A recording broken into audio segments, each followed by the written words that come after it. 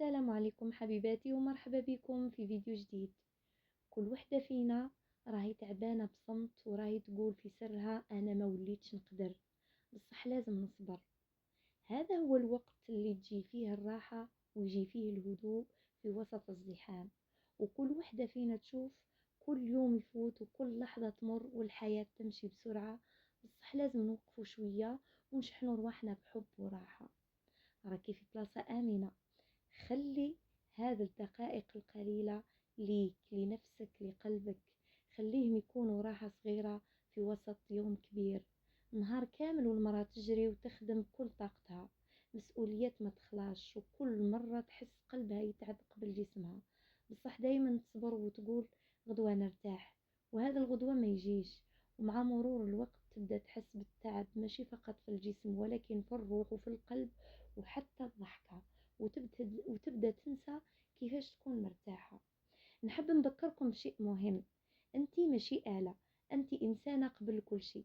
ربي خلقك للعيش، للفرح، لراحة، لعبادة، ماشي غير تعطي وتبذلي جهد من غير ما تكوني مرتاحة.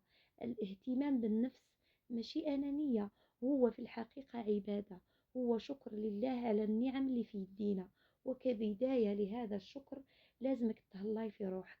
لما تهتمي بنفسك تتوازني وتعيشي بهدوء أكثر، وتقدري تقدمي حب صادق من قلب مرتاح، ماشي من قلب فارغ.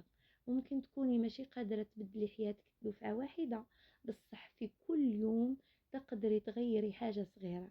حاولي تلقاي لحظة تكوني فيها مع نفسك بدون مشاغل ولا هاتف، بلا أي ضغوطات. أقعدي مع قهوتك، شمي ريحة تحبيها، أقرأي كتاب، أسمعي قرآن، أو حتى فقط تنفسي بعمق وغمضي عينيك. في هذه اللحظات تداوي الروح وتحاولي ترجعي شوية من نفسك اللي ضاعت في وسط المسؤوليات اليومية.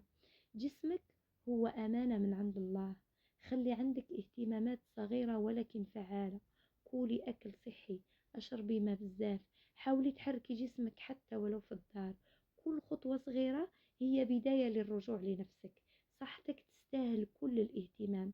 خليكي دائما تستمتعي بلحظات هادئة ورغم كل الضغوطات.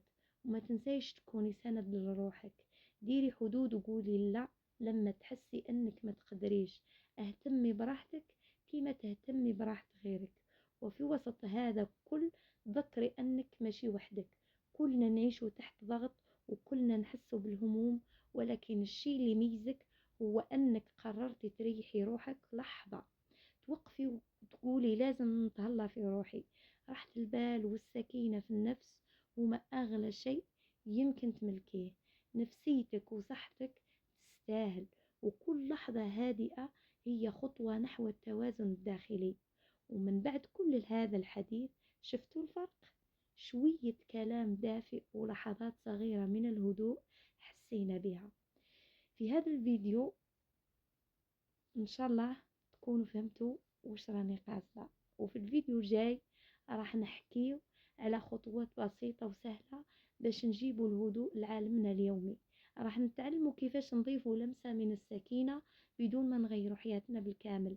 خلي هذا الركن يكون ملجأك وقت التعب ورفيقك في الأوقات الصعبة. أنا معاك وكلنا مع بعض. ربي يهني قلبكم ويرزقكم راحة البال اللي تستاهلوها. وإذا عجبكم الفيديو ما تنساوش الاشتراك وتفعيل زر الجرس باه يوصلكم الجديد. وسلام من القلب.